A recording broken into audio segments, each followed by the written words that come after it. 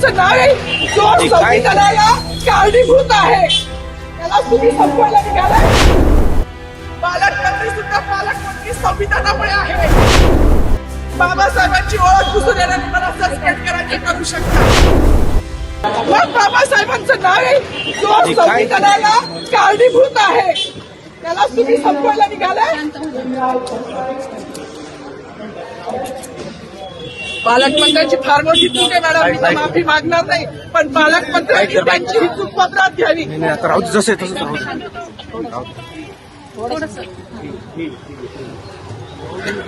मला मीडियाशी घेण्याने मॅडम मला सस्पेंड केलं. मी मारूचे गाड्या उपसील, मी माती काम करेन, पण बाबासाहेबांची ओळख पुसून येण्याने मला सस्पेंड करायचं करू शकता. मॅडम, बाबासाहेबाला संपवायचं काम करायचं नाही. 26 जानेवारी 15 ऑगस्ट मध्ये मी नाही मानत, पण लोकशाही मॅडम तुम्ही सुद्धा संविधानामुळे आहात. पालकमंत्री सुद्धा पालकमंत्री संविधानामुळे आहे. कोणताही जाती भेद नाही, सगळी समानता त्यांनी दिली आहे. आमच्या कानातुरत होते बाबासाहेबांचं नाव आता तरी भाषणात येईल, मग तरी भाषणात येईल. ज्या लोक संविधानाला लोकशाहीला कारणीभूत आहे त्यांची नावं वारंवार घेतली गेली. मग जो संविधानाला कारणीभूत आहे तो प्रजासत्ताक दिनाचा जो मानकरी आहे त्याचं नाव भाषणात का नाही?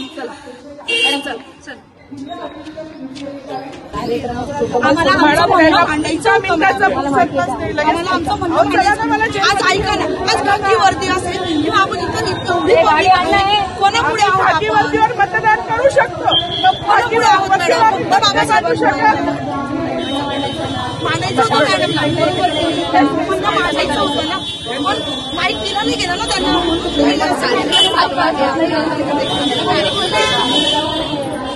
चला ना मॅडम, मी स्वतः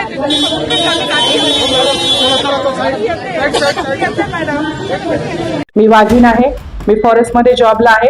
मला फॉरेस्टनी मानवाचा धर्म ऑलरेडी माझ्याकडे आहे, पण मी आता वाघांमध्ये राहून वाघीण पण झाली आहे. तर मी ह्या कुत्र्या लांडग्यांना सोडणार नाही. त्याला स्वातंत्र्य मिळून 77 वर्ष झाली आहेत, पण आमच्या जातीच्या लोकांना आधी स्वातंत्र्य नाही मिळाले. म्हणजे आम्ही जे माणूस म्हणून मागतोय केवळ संविधान आहे आणि म्हणून कायदा आडतो म्हणून ते आम्हाला माणूस म्हणून स्वीकारतायत हे आज त्यांच्या कृतीतून लक्षात आलंय. मग हा आम्हाला नाकारण्याचा पुन्हा एकदा त्यांनी सुरू केलेला हा प्रयत्न मला हाणून पाडायचा होता. ह्याचं काम चालू आहे, ह्या सूत्रसंचलन करताय. आणि मला एवढंच म्हणायचं होतं की त्यांनी केलेली चूक मला दुरुस्त करायची होती. मी डॉक्टर बाबासाहेबांचा तिथे जयघोष केला आणि त्यानंतर लगेचच पोलिसांनी मला अपराध्यासारखं पकडून पोलीस स्टेशनला नेलं. पहिले तर मी छोटासा गाभा सांगते. सगळ्यात पहिले तर पुन्हा एकदा जय भीम आणि जय संविधान. कसं आहे ना सर, एखादा छोटा म्हणजे कमी शिकलेला व्यक्ती जेव्हा मोठा होतो तर त्याच्याकडनं अवधानाने झालेली चूक मान्य करू शकतो, पण एक मूलभूत आणि चांगल्या पदावर असणारा व्यक्ती अशी चूक करावी हे तर ग्राह्यच नाही धरत. कारण आज आपण म्हणतोय की भारताला स्वातंत्र्य मिळून 77 वर्ष झाली आहेत, पण आमच्या जातीच्या लोकांना अजून स्वातंत्र्य नाही मिळाले. म्हणजे आम्ही जे माणूस म्हणून मागतोय केवळ संविधान आहे आणि म्हणून कायदा आडतो म्हणून ते आम्हाला माणूस म्हणून स्वीकारतायत हे आज त्यांच्या कृतीतून लक्षात आलंय.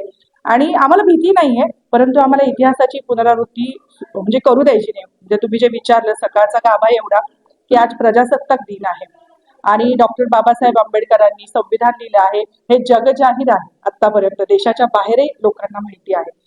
तर म्हणायचं असं आहे की मी सकाळपासून एक वाक्य बोलतीये की H2O चा जो संयोग असतो त्याच्यापासून पाणी होतं हे आपल्याला माहिती आहे. ठीक आहे, म्हणजे तुम्हाला असं वाटेल की मी काहीतरी या संबंध बोलते. तसं H आणि O हा जरुरी असतो पाण्यासाठी.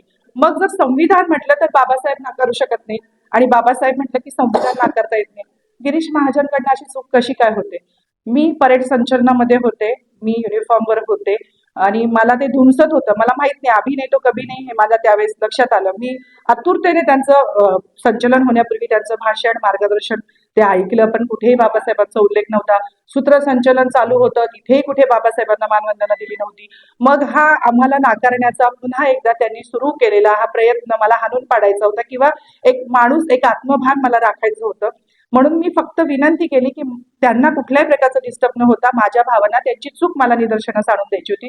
म्हणून सूत्रसंचालक मॅडमला म्हटलं की ते कामात व्यस्त आहे, ते पारितोषिक वितरण करताय, मला फक्त इथून साहेबांशी 2 मिनिटं बोलू द्या.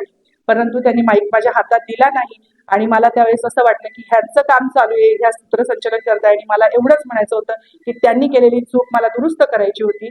मी डॉक्टर बाबासाहेबांचा तिथे जयघोष केला आणि त्यानंतर लगेचच पोलिसांनी मला अपराध्यासारखं पकडून पोलीस स्टेशनला तक्रार रास्त आहे. माझ्यावर तर सर्वप्रथम काही गुन्हा दाखल झाला. मी गुन्हेगारच नाही मुळात बाबासाहेबांच्या कृपेमुळे.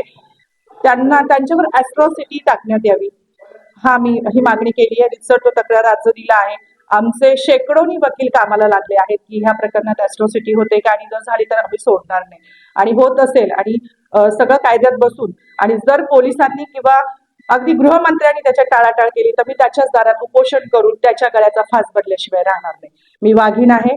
मी फॉरेस्टमध्ये जॉबला आहे.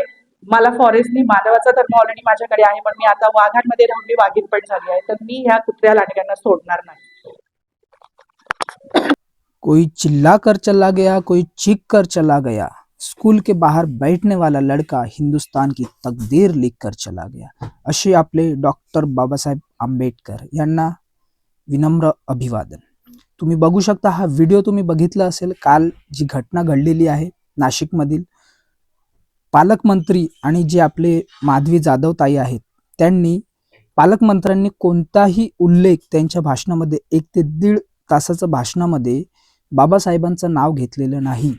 त्याकरिता त्यांनी आपला एक पाऊल समोर उचलला. त्यांची डेअरिंग बघा तुम्ही इथे, की त्यांनी बोलले की मी बाबासाहेबांचं नाव कुठूनही पुसू देणार नाही. जेव्हा आपला देश स्वतंत्र व्हायचा होता 15 ऑगस्ट 1947ला आपला देश आझाद झाला.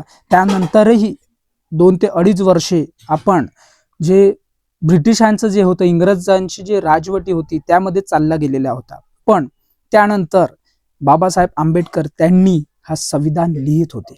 त्या संविधान लिहायला त्यांना 2 वर्ष 11 महिने व 18 दिवस लागले. ते लिहून झाल्यानंतर आपला संविधान फायनली 26 जानेवारी 2025ला लागू झाला आणि सर्वांना समानतेचा अधिकार भेटला.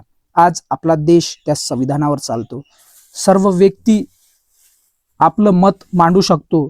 सर्व व्यक्ती तो संविधानाचा फायदा घेऊ शकतो. तो कानून आहे आणि त्या कानूननुसार आपला भारत देश चालतो.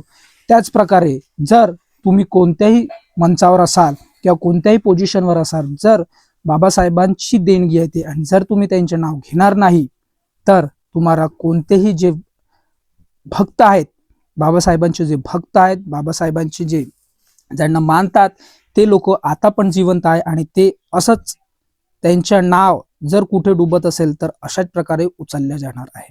म्हणून पालकमंत्री साहेबांनी कोणत्याही प्रकारचा तिथे उल्लेख केलेला नाही. भाषण दिलं त्यांनी 1 ते 1.5 तासाचं. त्यासाठी ह्या महिला माधवताई जाधव यांनी बोलले की बाबासाहेबांचं नाव का घेतलं नाही. त्यांनी आणखी एक हेही म्हटले, तुम्ही मला काही करा. यांनी बघा काय म्हटलं, पालकमंत्र्यांनी आपल्या भाषणात डॉक्टर बाबासाहेब आंबेडकरांचे नाव घेतलं नाही. ज्यांनी संविधान दिले, लोकशाही घडवली, त्या व्यक्तींचे नाव वगळणे ही मोठी चूक आहे. त्यांनी बोलले, मला सस्पेंड केलं तरी चालेल पण मी माफी मागणार नाही. मला वाळूच्या गाड्या उतरवायला लावल्या, मातीचं काम दिलं तरी मी करेन पण बाबासाहेबांची ओळख पुसली जाऊ देणार नाही. यांच्या तुम्ही जज्बा बघू शकता, बाबासाहेबांच्या प्रति प्रेम बघू शकता. अशा प्रकारचे तुम्ही हा व्हिडिओ सर्वात पहिले जास्तीत जास्त शेअर करा, कारण यांना सपोर्ट करणे आपल्याला गरजेचं आहे. बाबासाहेबांचं नाव कशाही प्रकारे डुबू द्यायचं नाही. जय भीम, जय शिवराय, जय महात्मा ज्योतिराव फुले. थँक्यू.